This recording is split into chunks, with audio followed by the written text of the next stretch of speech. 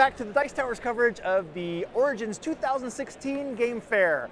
I am here with Nathan from Cosmic Wombat, who is showing us the upcoming game, Campaign Trail. So, yeah, I believe your Kickstarter just successfully ended just a couple of weeks ago at the time of this recording. So why don't you kind of show us what you have here, how this works, and where this game is going?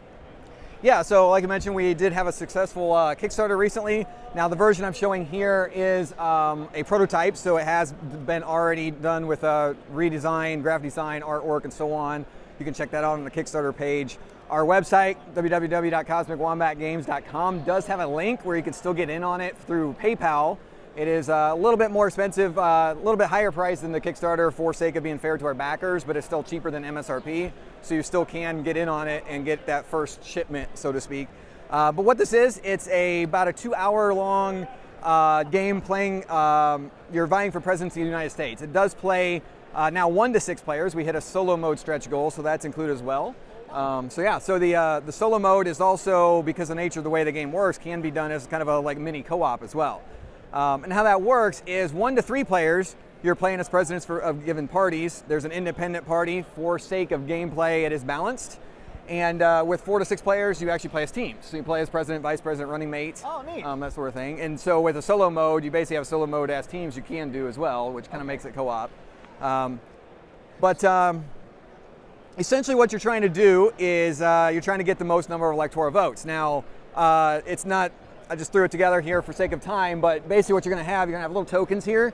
The size, the physical dimensions of these tokens are proportionate to the number of electoral votes.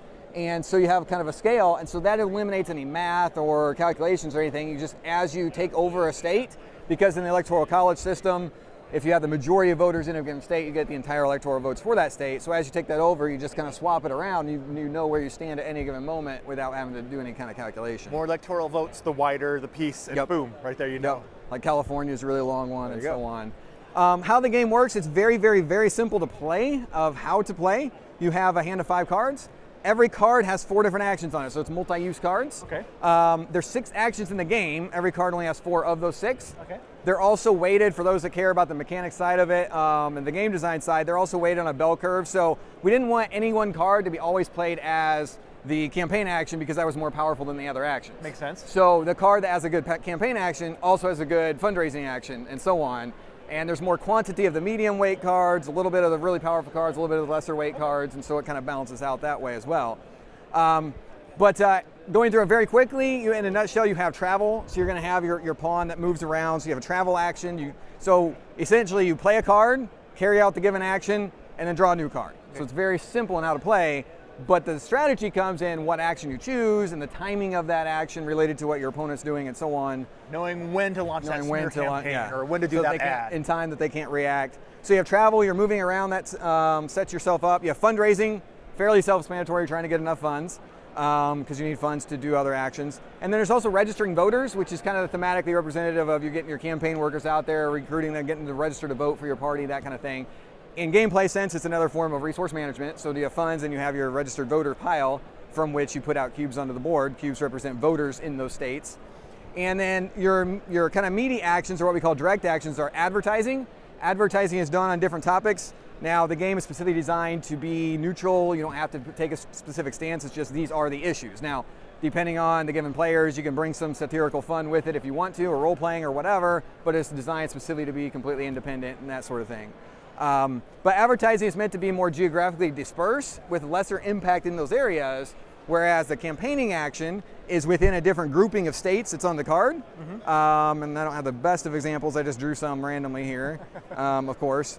But there are different regions of states in the card, and you have a bigger impact, but it's more geographically located. I see. And it's related to where you travel. So that's where the travel kind of sets yourself up for future turns. And this represents the candidate traveling around the country, campaigning. Correct, yep. Yeah, so you can advertise kind of diverse based on the cards, depending on what you have. But if you want to campaign, you have to be kind of in that location. But campaigning, because it's kind of an extra cost of that travel, is a bigger impact within those locations. So there'll be different times during the gameplay where it's more advantageous to do a certain one. Correct, correct. And it just varies depending on what's going on and kind of reacting to what your opponent's doing while trying to kind of implement your own plan at the same time. And so there tends to be a lot of back and forth a little bit. what we found, it's been play tested literally hundreds of times. It's been in development for 4.5 some years. Been at Gen Con and other conventions the last 4 years. But what we found is the first few rounds is kind of swingy. It looks more swingy than it really is because, again, if I gain electoral votes, that means my opponent is losing that same number of votes. So it's a bigger swing. Yeah. So it looks more swingy, but then what happens is by the end of the round, it inevitably almost always happens so that it almost always is very close. It's kind of interesting to see, like, because people are in the beginning of the game, sometimes they're like, wow, I'm like way behind, is there any point? But there is very much and it's nice because at that very last round, it's very tight, it's very like, that very intense, which is what you want in a game as well as the experience. It's thematic as well. You have that climactic aspect at the end. There's some event actions as well that do kind of a hodgepodge of things, affect different things in different ways. There are 2 debates in the game. You're not debating orally with your opponent. There's represented through the cards, and so there's another aspect of that you can kind of plan for. So there's multiple aspects of the election going on, not just the campaigning and the advertising with the card play, but there's other things that you're going to have to accomplish in order to get the votes and win. Essentially, the campaigning and advertising are the main components, but there are other hodgepodge events and so on.